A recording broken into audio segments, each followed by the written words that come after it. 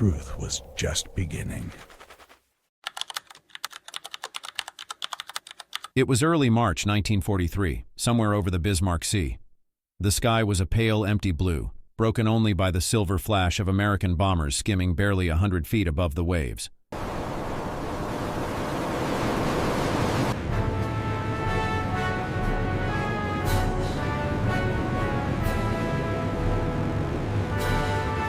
Below them, a Japanese convoy stretched like a moving city of steel. 8 transports, 8 destroyers, carrying nearly 7,000 troops to reinforce Lae, New Guinea.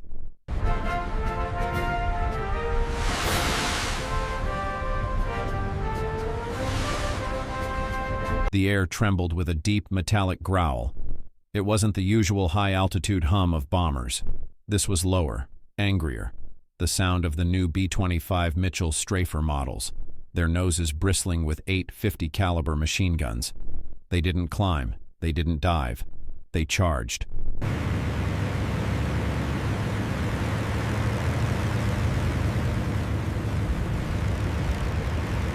As the first wave closed in, the gunners opened fire. 8 streams of flame and lead cut across the sea like saw blades, ripping through decks, fuel drums, and men caught in the open. Japanese sailors threw themselves flat as the bombers roared so low that their propellers sprayed water. Incoming aircraft! Take cover now!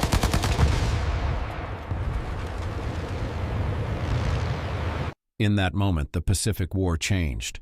Japan had never imagined that a medium bomber could fight like a gunship, or that the ocean itself could become a battlefield of fire and speed. By the beginning of 1943, the tide of war in the Pacific was turning, slowly, painfully, but unmistakably. The once unbroken Japanese advance had stalled. Guadalcanal had been a nightmare of attrition that drained Japan's strength and shattered the myth of its invincible navy.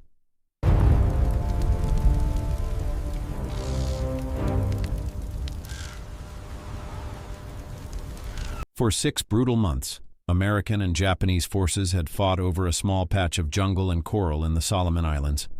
When the last Japanese troops slipped away in February, the Imperial Command in Rabaul realized the danger. Their southern defensive perimeter was crumbling. To reinforce what remained, Tokyo ordered a desperate convoy operation, move thousands of troops from Rabaul to Lae, on the northern coast of New Guinea. Lae was vital, a springboard for defending the approaches to the Philippines and the Central Pacific. Losing it would mean exposing the Japanese Empire's inner line. But there was a growing problem. Allied air power had matured. Since mid-1942, the U.S. 5th Air Force under General George C. Kenney had been reshaping how air war in the Pacific would be fought. Kenney wasn't content with high-altitude bombing or long-range patrols.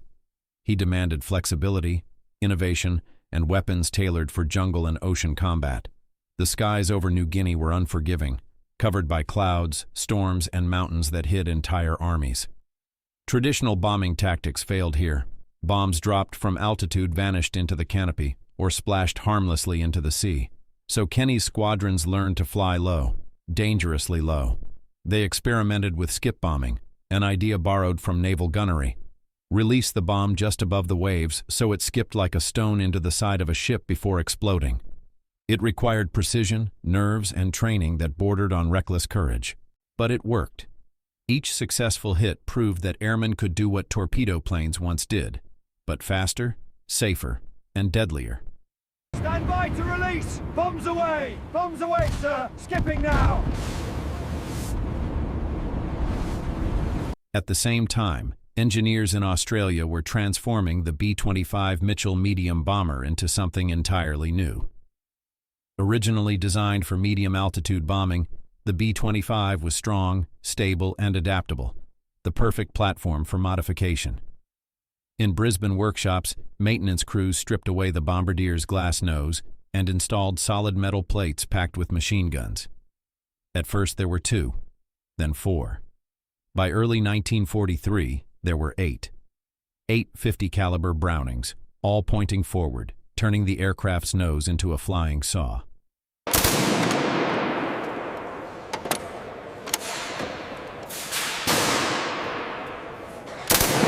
These weren't official blueprints from North American aviation. They were field improvisations born of necessity and imagination. Pilots called them commerce destroyers. They could tear through barges, convoys, and low-flying aircraft, but no one yet knew what would happen when dozens of them attacked a full Japanese fleet. As the convoy, Operation 81, left Rabaul on February 28, 1943, it carried more than soldiers and supplies. It carried Japan's hope of stabilizing a crumbling front. Escorted by 8 destroyers, the convoy moved southeast through the Bismarck Sea, shielded by bad weather and radio silence. But Allied reconnaissance planes spotted them 2 days later, and from that moment, the hunters began to close in. What followed would become one of the most destructive air-sea ambushes in the entire Pacific War. A lesson in how adaptation and ingenuity could outweigh numerical strength. The convoy from Rabaul sailed into history under a gray, unsettled sky. Tropical storms rolled across the Bismarck Sea, shrouding the ships in rain and mist.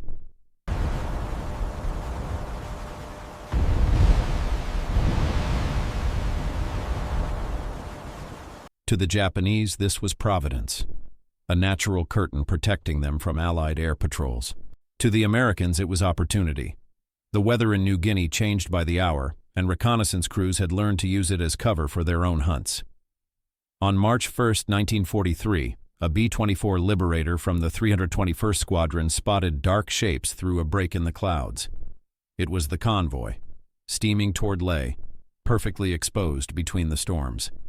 Within hours, Kenny's 5th Air Force was in motion. At Port Moresby and Dobadura, mechanics worked through the night, refueling and arming every available B-25, A-20, and B-17.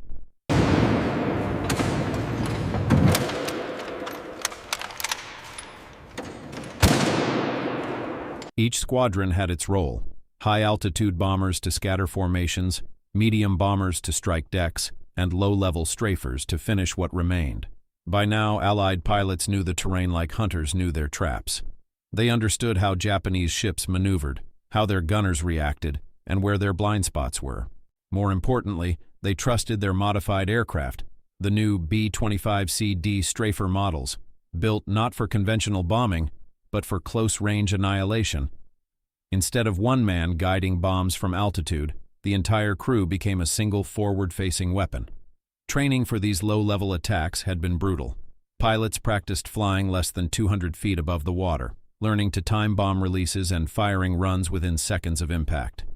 Skip bombing wasn't guesswork. It was geometry at 250 miles per hour.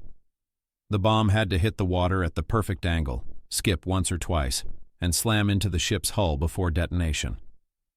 A miscalculation could send it bouncing harmlessly past, or worse, exploding beneath the attacker. Among those preparing were squadrons of the 3rd and 90th Bomb Groups, the Grim Reapers and Jokers. Their aircraft bore names painted in white over olive drab: Hell's Fire, Tokyo Sleeper, Pistols Packin' Mama. They were young, most barely in their 20s, but hardened by months of jungle war. They'd seen Rabaul's bombers tear through Allied convoys and watched friends vanish in fiery crashes. Now it was their turn to strike back. General Kenny's order was clear: annihilate the convoy before it reaches Leh. To do that, he coordinated one of the most complex air operations yet attempted in the Southwest Pacific. High-altitude B-17s from the 43rd Bomb Group would strike first, attacking from above the clouds to scatter Japanese formations.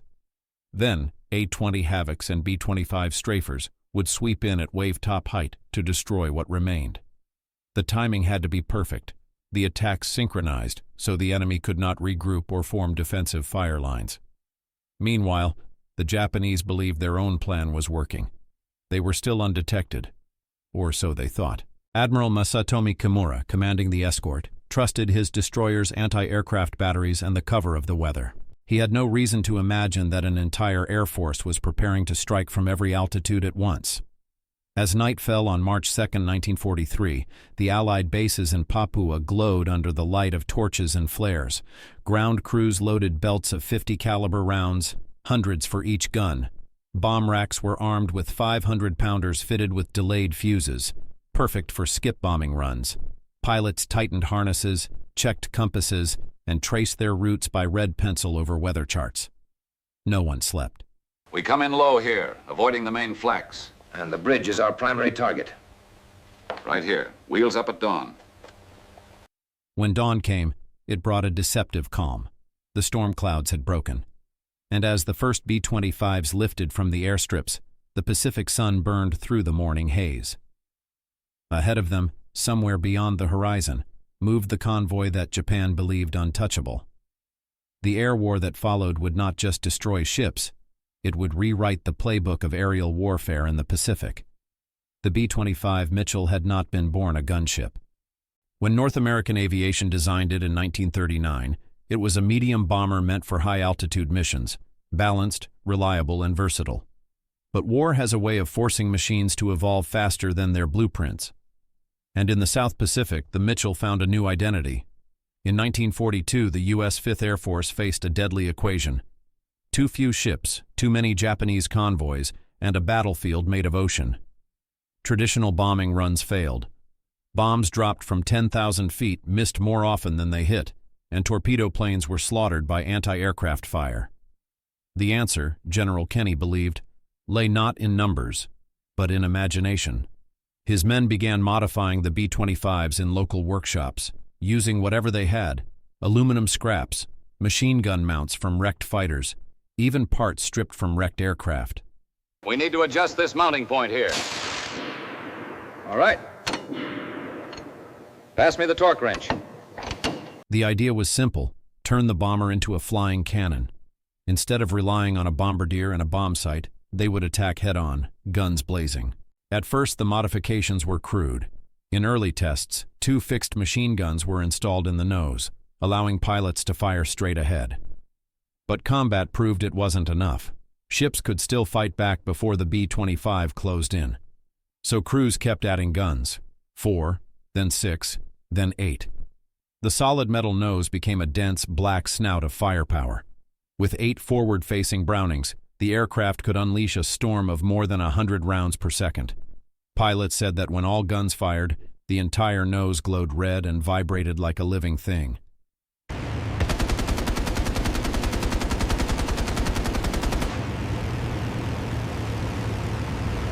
Tracer rounds tore through ships' bridges and fuel drums, blinding gunners before bombs even hit. For the first time, the Americans had a weapon that could match Japan's naval ferocity in its own domain.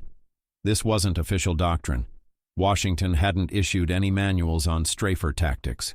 It was born out of field experience, improvisation that worked because it had to. In war, necessity is the mother of invention, and nowhere was that more true than in New Guinea. The engineers also fitted some B-25s with side package guns, twin mounts along the fuselage for added suppression. In total, a single aircraft could carry 12 or even 14.50 caliber machine guns, along with bombs and rockets. It was more firepower than some fighter squadrons, but power alone didn't guarantee survival. The key was coordination. Crews practiced attack formations in pairs and trios, one aircraft strafing while another skipped bombs in its wake. Every second mattered. One misstep, and friendly fire could tear through the formation. Training was relentless. Pilots learned to fly so low that the slipstream churned the sea into white foam. Gunners learned to pivot instantly, switching between targets on deck and the air. Mechanics learned to replace entire engines overnight, using little more than floodlights and hand tools. This was industrial war fought in primitive conditions, but it worked because of ingenuity and grit. And then there was skip bombing. The Australians had used it first in 1942, but the Americans perfected it. At 250 miles per hour, the B-25 would release its bomb from just above the waves. The bomb would skip once, sometimes twice, before slamming into the ship's hull and detonating beneath the waterline.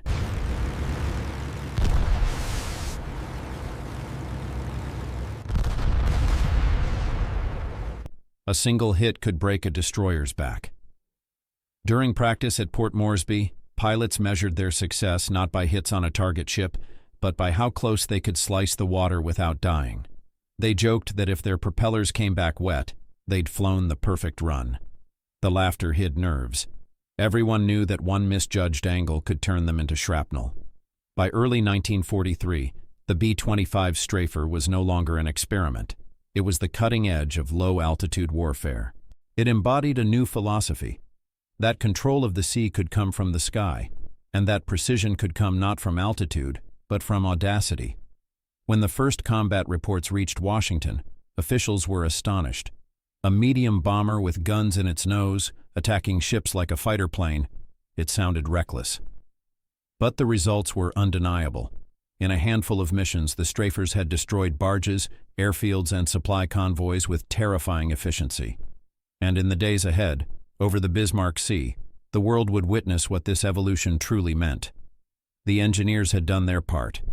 Now it was time for the men inside those roaring, gun-bristling machines to prove what they could do.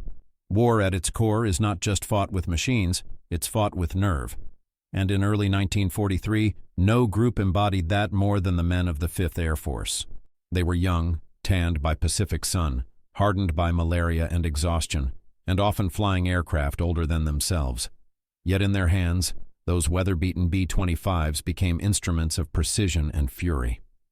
General George C. Kenney, commanding the 5th Air Force, had the rare blend of intellect and boldness. He understood that the Pacific was not Europe. There were no vast rail lines or endless roads.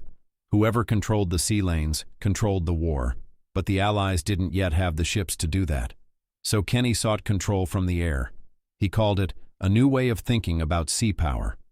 When Kenney and his Australian counterpart, Air Commodore Bill Goering, devised the Bismarck Sea plan, they knew it would test everything: the aircraft, the pilots, and the very limits of aerial combat.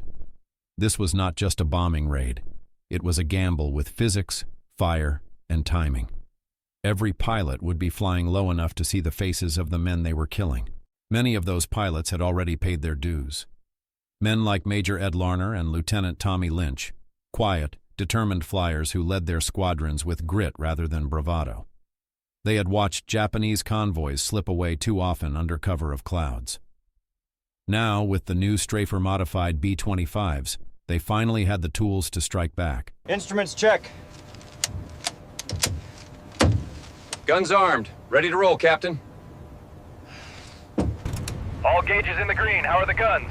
Hot and ready. Let's get moving. Training for the Bismarck operation was intense and personal. Every crew drilled not only in firing runs but in communication, because at wave-top height one missed word could mean collision or disaster. In the confined cockpits where vibration blurred vision and gunfire drowned speech, trust was the only safety net. Each mission was a bond, forged by shared danger, sealed by the roar of engines. To outsiders, the B-25 Strafers looked invincible. To those inside, every sortie felt like a gamble against fate. Flying at 200 feet left no margin for error. A single hit from a 25mm cannon could shred control cables, ignite fuel, or kill the pilot instantly. Yet the crews accepted the risk without hesitation.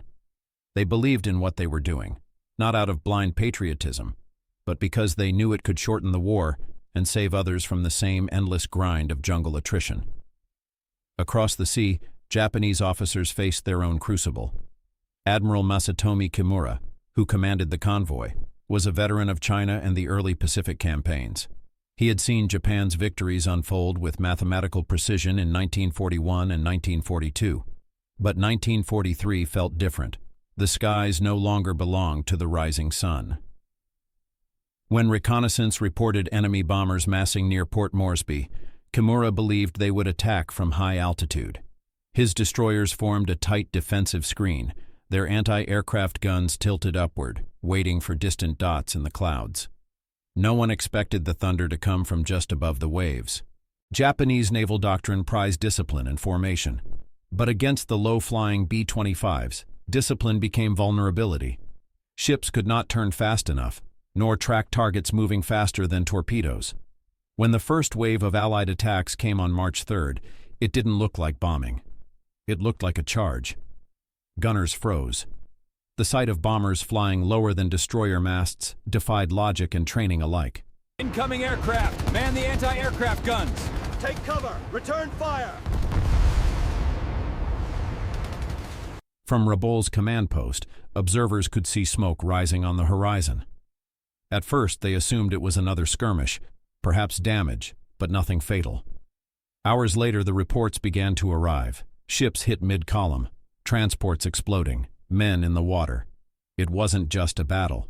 It was an unraveling. Japan's frontline logistics were being torn apart not by battleships or submarines, but by bombers that fought like fighters. Among the Japanese sailors who survived, the stories carried the same tone of disbelief. They described the roar of engines so close they could feel the heat, the water spraying from propellers, the walls of tracer fire sweeping decks clean. One officer later wrote in his diary, "It was as if the sky had come down upon the sea." For the Americans, those words were never heard, but the meaning was clear. The Pacific had changed. Courage and innovation had fused into something new, a doctrine of low-level dominance that would echo through every campaign that followed. And on the morning of March 3rd, as the first wave of B-25s rolled toward the Bismarck Sea, that doctrine was about to be proven in fire. Dawn broke over the Bismarck Sea on March 3, 1943, a pale orange light filtering through the mist, calm and almost beautiful. The Pacific, 1943. As dawn breaks over the misty waters, the fleet moves silently towards its objective. The sea lay flat as glass, but above that calm surface the air was thick with anticipation. From bases at Dobadura and Port Moresby, Allied bombers warmed their engines. Men checked belts of 50 caliber ammunition, loaded fuses, tightened flak vests. The crews knew what they were flying into. And yet, each man had the same thought running through his head. This is the big one. The convoy, 16 ships strong, had been sighted the day before by reconnaissance aircraft. Now, as the sun climbed, it was less than 100 miles from its destination at Leh. 8 destroyers formed a defensive ring around 8 transports carrying more than 6,000 Japanese troops, reinforcements meant to retake New Guinea. They believed they would arrive under the shield of Japan's vaunted naval air power. They did not know that Allied fighters had already swept the skies clean. At 8:30 a.m., the first formation of B-17 flying fortresses appeared from the southwest, heavy bombers, silver shapes glinting in the sun. From high altitude, they began their bombardment runs, dropping tons of explosives into the convoy's path. The Japanese ships twisted and turned desperately, sending up sheets of spray. Their maneuvering saved them from direct hits, but it broke formation, and that was exactly what Kenny wanted. Because behind the B-17s came the second wave, dozens of B-25s Mitchells and A-20 Havocs, the new low-altitude strike force. Flying in tight formation, engines screaming, they came in barely above the waves, so low that their propellers carved lines across the surface of the sea.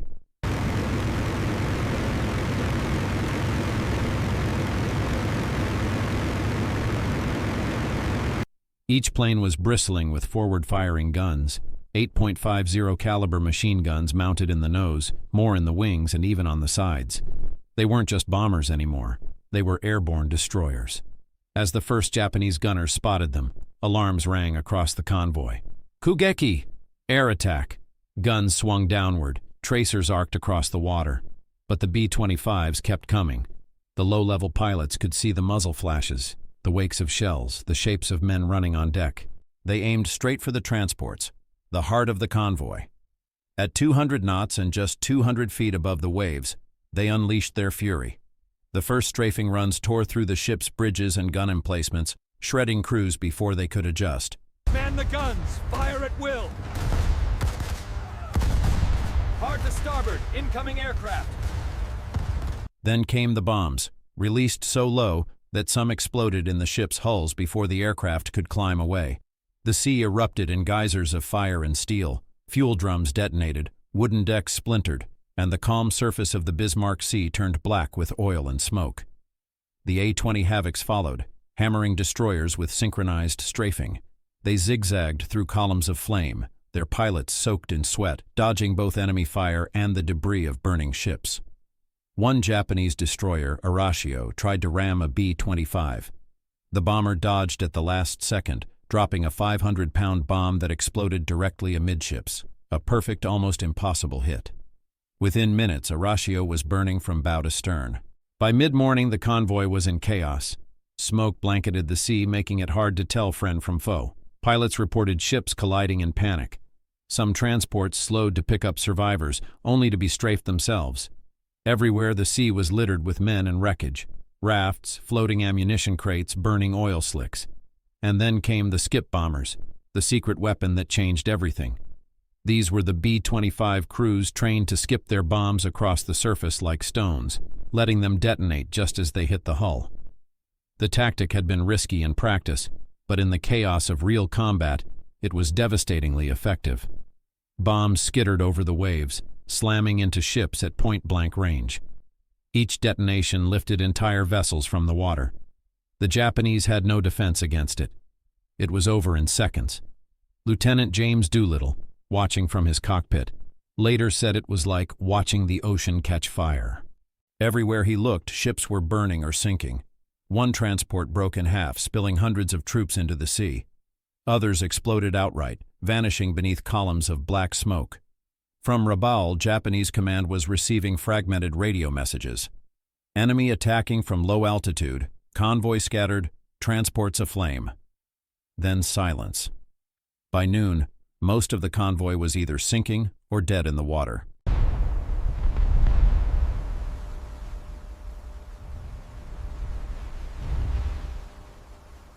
The Bismarck Sea, once calm and gleaming, had become a graveyard. The low-level attack had worked beyond expectation. But as the Allied aircraft turned for home, the cost became clear. Several planes were missing. Some limped back with fuel lines cut, wings shredded or engines burning. Others vanished into the smoke, never seen again. Still, for those who survived, the sight of the convoy's wreckage was unforgettable.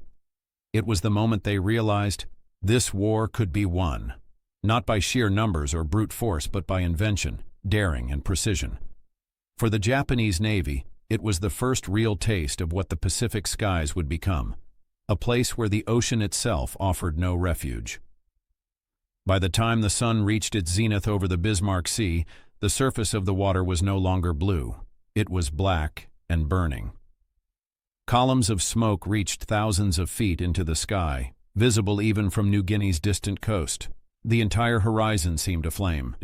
Where 16 ships had once steamed proudly toward Leh, now there were only shattered silhouettes and drifting wreckage.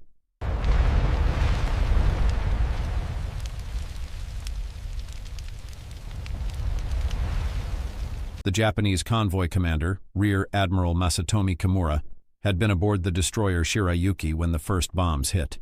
He watched in disbelief as the transport ships around him vanished in sheets of fire. When Shirayuki's bridge was struck by a direct hit, Kimura was thrown into the sea, wounded but alive, as his flagship exploded behind him. He later said that the sound of machine guns cutting through the air was like the ocean itself screaming. All hands, brace for impact. Damage control, report to the bridge. As the B-25s regrouped, more waves followed. American and Australian Beaufighters came in from another angle, strafing survivors and knocking out anti-aircraft guns that still spat defiance from the crippled ships. Every attack was coordinated, relentless, and terrifyingly precise. The convoy was no longer a formation. It was a slaughter. At 1 p.m., the A-20 Havocs returned to finish the job. Their targets were the transports that still floated: Kyokusei Maru, Taimei Maru, Teiyo Maru. They struck each with skip bombs that detonated just beneath the hull, splitting the ships open like eggshells. Hundreds of soldiers jumped into the oily water, some clutching rifles, others stripped to their underclothes, their faces blackened with soot. Sharks soon began circling in the smoke. Radio intercepts at Allied command confirmed the devastation. Japanese transmission. Many ships sunk. Request immediate air cover. But no help came. The Zero fighters that had once dominated the skies of the Pacific were gone, shot down, scattered, or too few to make a difference. For the first time since 1941, Japanese commanders realized the skies no longer belonged to them. By late afternoon, the attack had lasted more than 5 hours. Nearly every transport was destroyed. The destroyers that survived picked up what survivors they could and fled north toward Rabaul, leaving thousands of men in the water. Allied reconnaissance aircraft followed them, marking the coordinates for the next morning's strikes. The following day, March 4th, Allied aircraft returned. They found the Bismarck Sea littered with life rafts and bodies, thousands of Japanese soldiers floating in the open water. How long have we been out here? I don't know. Keep bailing. Many waved white cloths or tried to signal surrender, but the orders were clear. No survivors were to reach Leh. The airmen strafed the rafts and boats, ensuring that the reinforcements meant for New Guinea would never land. It was brutal, and it was final. By evening, the tally was staggering. 8 transports and 4 destroyers had been sunk. More than 3,000 Japanese soldiers and sailors were dead, some burned, some drowned, others left to the sharks. The Allies lost only a handful of aircraft. It was one of the most one-sided naval air battles in the Pacific War. General George Kenney, commanding the 5th Air Force, later called it a demonstration of precision air power, not luck, not numbers, but innovation. The B-25s had proven that the right weapon, used the right way, could destroy an entire fleet. Their 8-gun noses and skip-bombing runs had rewritten the rulebook of aerial warfare. In Tokyo, the reaction was disbelief. Japanese analysts initially refused to accept the loss figures, calling them American exaggerations. But when photographs arrived, the wreckage clearly visible from the air, there was silence. Admiral Isoroku Yamamoto himself was said to have stared at the images for several minutes before murmuring, "Our sea lanes are now open graves." For the Japanese Imperial Army, the loss was more than material. It shattered the illusion that they could move troops safely across the Pacific. For the first time, the islands that formed Japan's defensive barrier felt vulnerable. The message was clear. Nowhere was safe from the reach of Allied air power. In Australia and America, the news was celebrated as a turning point. Newspapers called it the Bismarck Sea massacre, a phrase the pilots hated but the public adored. It boosted morale, validated new tactics, and marked the beginning of Japan's long retreat. Yet amid the victory, even some Allied pilots felt uneasy. They had seen the faces of men in the water, had watched ships burn with hundreds still trapped inside. It was a triumph built on horror. But in war, that was often the only kind of triumph possible. As the smoke finally cleared over the Bismarck Sea, the Pacific lay quiet again. The waves rolled over the wrecks, the oil spread thin, and the sea returned to its color. Blue, endless, indifferent. But beneath that surface lay thousands of dead and the remnants of an empire's ambition. And somewhere above, the B-25 crews flying home knew they had changed the course of the Pacific War forever. In the days following March 3, 1943, the Imperial Japanese Navy was forced to confront a stark reality. Their supremacy at sea had been shattered. Surface vessels that had once moved confidently across the Pacific now faced annihilation from aircraft. Admiral Isoroku Yamamoto, the architect of Japan's carrier strategy, received detailed reports of the Bismarck Sea disaster. For the first time, he acknowledged that daylight convoys were no longer tenable. Any attempt to reinforce forward positions in New Guinea would invite the same fate. The Japanese army, too, reeled. The 51st Division, intended to strengthen Leh's defenses, had been decimated before setting foot on land. Of the 6,900 soldiers aboard the convoy, barely 1,200 survived.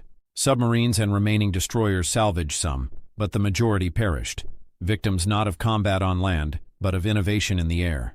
Supply lines that had once seemed secure were now fragile and lethal.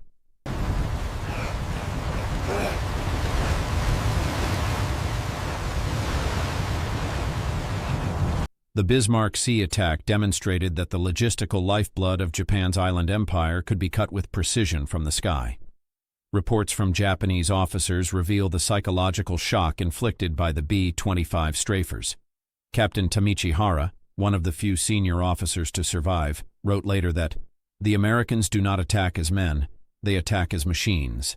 Their guns cut through our ships as if slicing paper. The terror was not just physical, it was doctrinal." Naval officers accustomed to thinking in terms of maneuver, surface engagement, and anti-aircraft gunnery found themselves helpless against aircraft that could deliver instantaneous destruction at low altitude. Strategically, the attack forced a dramatic reassessment. Japanese planners had previously relied on the safe movement of troops and supplies to maintain their defensive perimeter. Now, convoys could no longer sail openly. Reinforcements to the front lines of New Guinea and the Solomon Islands were reduced to night runs, relying on speed, darkness, and subterfuge. These methods delivered only a fraction of necessary troops and supplies, leaving garrisons under strength and vulnerable. Allied command immediately recognized the significance of the victory. General George Kenney reported that the destruction of the convoy marked a new era of air superiority in the Southwest Pacific. The B-25 Strafers had not only killed thousands of soldiers, but had demonstrated a tactical innovation that would be applied repeatedly across the theater. Skip bombing combined with 8-gun nose modifications allowed medium bombers to act as anti-shipping gunships, a capability that transformed the calculus of naval warfare. Morale in Allied ranks surged. For pilots and crews who had long flown dangerous, often ineffective missions over the Pacific, the success validated their training, risk, and ingenuity. The Australian RAAF crews, flying alongside Americans, found their knowledge of regional waters invaluable, guiding attacks that left no target untouched. New operational doctrines quickly emerged, emphasizing low-level precision attacks and coordinated strikes, with the B-25 Strafer at the center. That's the plan, gentlemen. Easy flying from there on out. Right then. Let's give the blighters a good pasting. We hit the convoy here at 0600 hours. The zero shouldn't be a problem that early. Let's make this one count, gentlemen. Japanese intelligence began piecing together the method behind the destruction. Reports noted the unusual forward-firing guns on the B-25s, the skip bombing technique, and the precision of strafing runs. By late March, Tokyo issued orders to study American air tactics and to reinforce anti-aircraft measures, but the losses already suffered could not be recovered. Convoys that had once taken days to plan were now delayed, rerouted, or canceled entirely. The logistical paralysis extended across the South Pacific, forcing Japan into a defensive posture that would shape the remainder of the war. The Bismarck Sea massacre also had a long-term ripple effect on naval strategy. Surface ships could no longer operate freely within range of Allied airfields. Japanese commanders were forced to consider every shipment of troops or supplies a potential suicide mission. The balance of power in the Pacific, already challenged by American industrial output, tilted decisively. The psychological impact on survivors, both sailors and soldiers, was profound. Many reported recurring nightmares of 8-gun noses diving from the sky, turning ships into floating furnaces in a matter of minutes. By the end of March 1943, the broader consequence was unmistakable. Japan's ability to reinforce and resupply key positions in New Guinea and the Solomon Islands had been critically impaired. The attack had removed the illusion of invulnerability, exposing the vulnerability of an empire built on islands, reliant on vulnerable maritime routes. The B-25 Strafer, a seemingly small innovation born from field modifications in Australia, had created a strategic shockwave that reverberated across the Pacific. The destruction of the convoy marked more than a tactical victory. It signaled a paradigm shift in Pacific warfare. From the air, the Allies could now project lethal force across vast distances, and Japan had no effective counter. The sea lanes that had sustained the empire now became a graveyard, setting the stage for further Allied advances. Following the destruction of the convoy, the Japanese Navy faced a logistical nightmare. Surface reinforcements and supply missions, once routine, became life-threatening undertakings. The loss of 8 transports and 4 destroyers represented not only a staggering material blow, but also an irreplaceable human toll. Experienced officers, gunners, and crew who had survived years of warfare were gone in minutes, leaving gaps in leadership and morale that could not be quickly filled. The remnants of Japan's maritime supply network shifted toward improvisation. Fast destroyers and submarines became the primary means of moving troops and essentials under the cover of darkness. These methods were inefficient, limited in cargo capacity, and highly risky, but they were the only viable options. Nighttime Tokyo Express runs to Guadalcanal in New Guinea became the standard, yet the losses were still significant, and the flow of reinforcements slowed dramatically.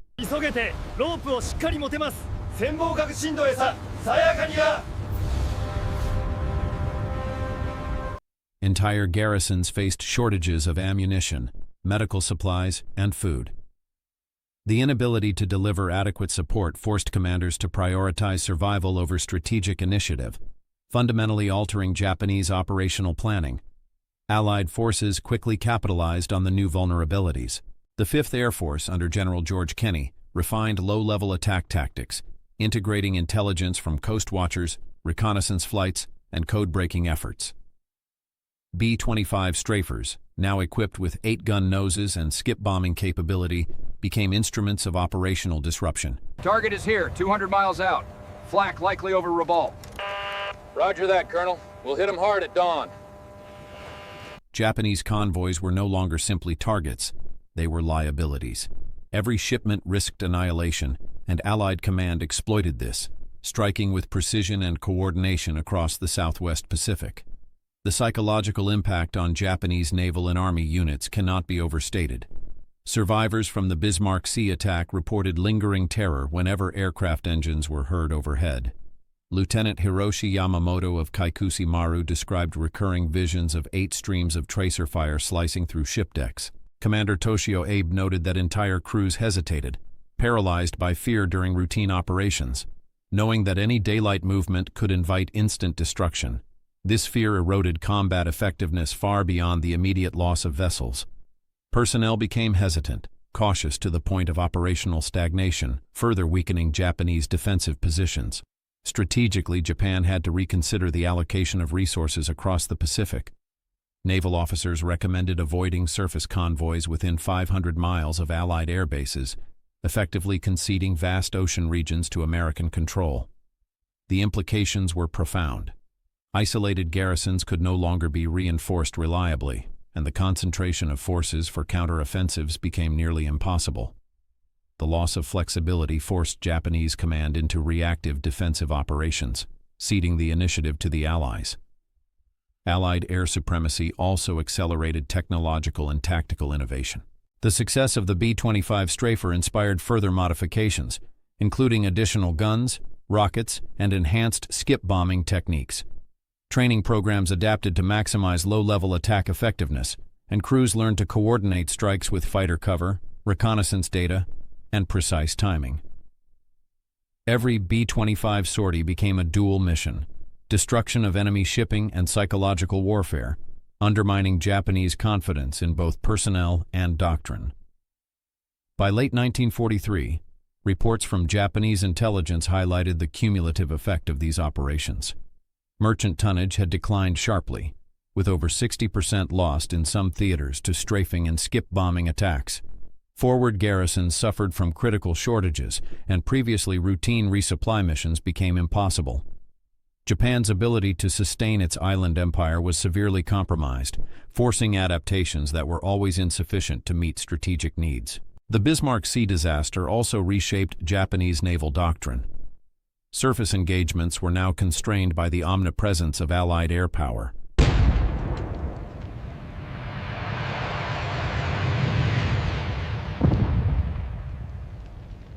Carrier-based tactics, once central to operational planning, had to be re-evaluated in light of a weapon system that did not rely on traditional carrier deployment. Air defense strategies were hastily revised, but the speed, low-altitude approach, and concentrated firepower of the B-25 Strafers left few viable countermeasures.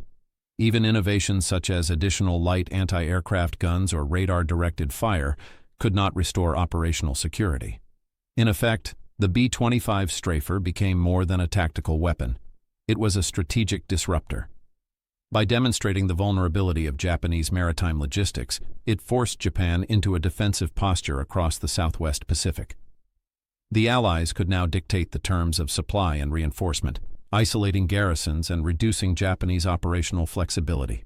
From a single, meticulously executed strike over the Bismarck Sea, a ripple effect spread across the Pacific, reshaping entire campaigns and hastening Japan's eventual defeat. The physical destruction of the convoy, the crippling of Japanese supply lines, and the psychological terror imposed by the 8-gun nose B-25s naturally lead to understanding why this event is regarded as a pivotal turning point in Pacific warfare. March 3, 1943, over the Bismarck Sea, revealed more than the destructive potential of a single weapon. It exposed the shifting nature of modern warfare. A fleet once confident in its invulnerability built on years of tradition and surface dominance, was reduced to burning wreckage in a matter of minutes. The 8-gun nose B-25s embodied the convergence of ingenuity, courage, and necessity.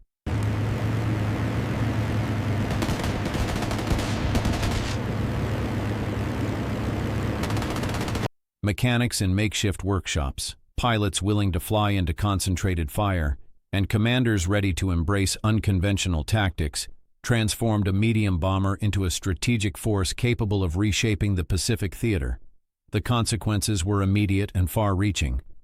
Japanese naval doctrine, grounded in the lessons of past victories, proved inadequate against a weapon that combined speed, firepower, and precision. Surface supply lines became liabilities, garrisons were isolated, and the psychological toll on survivors reshaped operational behavior. The Allies had demonstrated that innovation, even in field conditions, could produce results that traditional planning never anticipated. Yet beyond tactics and technology, the Bismarck Sea disaster serves as a testament to human adaptation under pressure. Pilots like Edward Lenner, Donald McCullough, and Fred Cassidy executed maneuvers that required not only skill but immense courage. Mechanics and crews, working in tropical heat and primitive conditions, ensured that these machines of war remained operational. She got us home again. Always does, Captain. Get some rest. Their combined effort illustrates how human determination can magnify technological advantage, turning a bold idea into a decisive instrument of victory. The legacy of the B-25 Strafer extends far beyond the Pacific. Its influence is seen in post-war aircraft design, in the evolution of gunships, and in the enduring principle that flexibility, creativity, and adaptation often outweigh raw numbers or doctrine. The 8-gun nose became more than a weapon. It was a symbol of American innovation and the capacity to overcome conventional limits.